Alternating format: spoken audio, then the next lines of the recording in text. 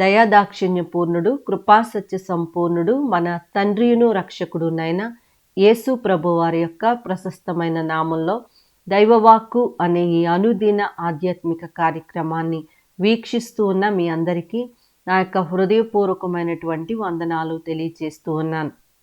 దేవుని యొక్క మహాకృపను బట్టి ఈ అనుదిన వాక్య భాగాల ద్వారా మిమ్మల్ని కలుసుకోవటానికి ప్రభువు ఇచ్చిన అవకాశాన్ని బట్టి ప్రభువుని స్తుతిస్తూ ఉన్నాను. మరి ఈ దినాల్లో మనం క్రిస్మస్ యొక్క ఆనందంలో మనం ఉన్నాం.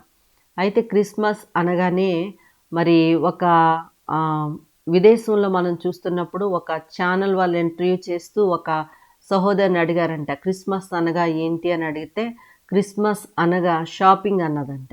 అంటే క్రిస్మస్ అంటే ఎక్కువ వస్త్రాలు కొనుగోలు చేయటం, ఆ వస్త్రాలు ఇతరుల కంటే మనం మంచిగా ఉండాలని పోటీ పడటం, పోటీతత్వం, ఇదంతా కొంతమందిలో కనబడతా ఉంటుంది. అయితే దేవుని యొక్క వాక్యము ఏమని చెప్తుంది అని మనం ఆలోచన చేస్తే మరి మొదటి పేతురు పత్రిక 5వ అధ్యాయము 5వ వచనం గనుక మనం చూస్తే ఇక్కడ వ్రాయబడింది, చిన్నలారా మీరు పెద్దలకు లోబడి ఉండుడి, మీరందరూ ఎదుటివాని ఎడల దీన మనస్సు అను వస్త్రము ధరించుకుని మిమ్మును అలంకరించుకునడి. ఏ వస్త్రం కొనాలి అని ఆలోచన చేస్తూ పెద్ద పెద్ద ఖరీదైనవి కొనాలి, అందరికంటే మనవే బాగుండాలి అనే ఆలోచన సహజమే కానివచ్చు. కానీ వాక్యంలో రాయబడుతుంది ప్రతి ఒక్కరూ కూడా దీన మనస్సు అనేటువంటి వస్త్రము కలిగి ఉండాలట. ఎందుకంటే యేసు ప్రభువారు ఈ లోకంలోనికి దీనుడుగా వచ్చారు. ఆయన మరి దేవునితో సమానముగా ఉండుట విడిచిపెట్టకూడని భాగ్యమని ఎంచుకోలేదు, దాసుని స్వరూపంలో వచ్చారు అని ఫిలిప్పీ పత్రికలో మనం చూస్తున్నప్పుడు 2వ అధ్యాయము 5వ వచనంలో మరి 6వ వచనంలో ఈ మాటలు వ్రాయబడి ఉండుట మనం చూస్తూ ఉన్నాం. అయితే ఆయనలో ఉన్నటువంటి తగ్గింపు, ఆయన జన్మలో ఉన్నటువంటి దీనత్వము మన బ్రతుకులో కనబడాలి.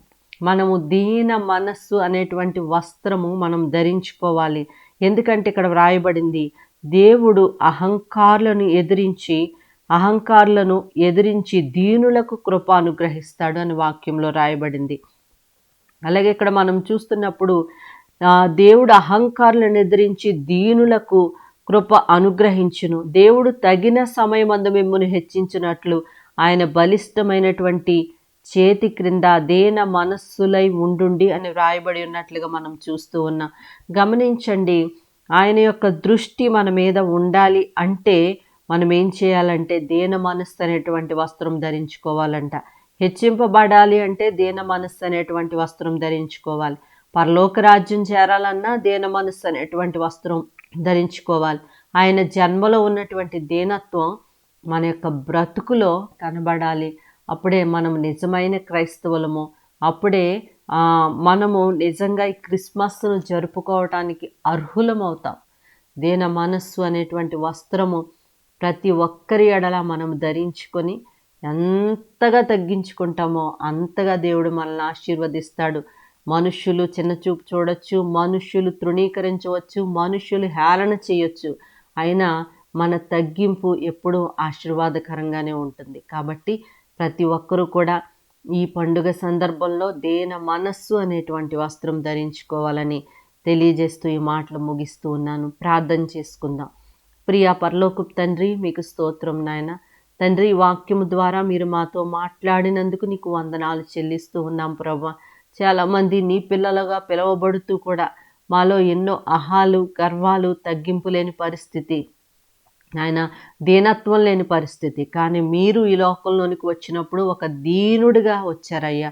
అయ్యా, మీ జన్మలో ఉన్నటువంటి దీనత్వము మా బ్రతుకులో కనబడినట్లుగా సహాయం చేయండి. మా గర్వాలన్నీ పక్కన పెట్టి దీన మనస్సు కలిగి మేము జీవించినట్లుగా సహాయం చేయమని యేసు దివ్యనామంలో అడుగుచున్నాము తండ్రి.